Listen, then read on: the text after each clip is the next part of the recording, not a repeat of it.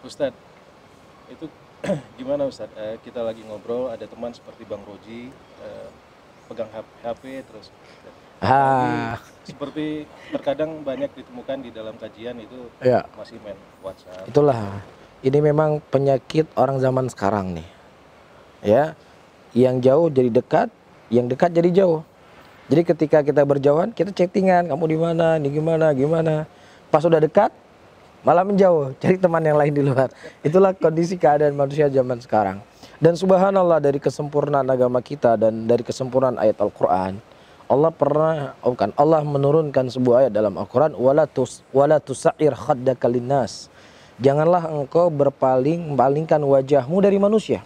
Disebutkan oleh Ibnu Katsir rahimahullah, jangan kita memalingkan wajah kita ketika manusia sedang berbicara. Ini kan kita lagi bicara serius nih, Bang Rozi, ini gimana. Oh ya Ustadz, ya gimana. Oh ya. Ya, terus ngomong lagi, iya aja. Ya kita tanya, Bang Rozi mau mati nggak? Iya ya Ustadz, boleh ya. Jadi ini kebiasaan-kebiasaan yang pertama secara etika itu tidak boleh. Yang kedua juga secara dalil kita dilarang di dalam Al-Quran. Ya, karena Islam adalah agama yang dimana kita menjaga perasaan orang lain.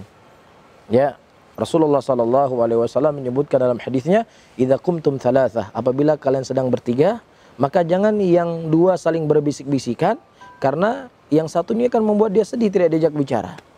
Ya enggak? Ini dari kesempurnaan agama kita, sesuatu yang paling kecil pun dijaga.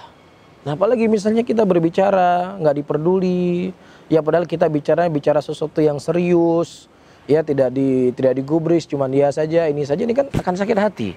Coba kita di posisi orang yang berbicara.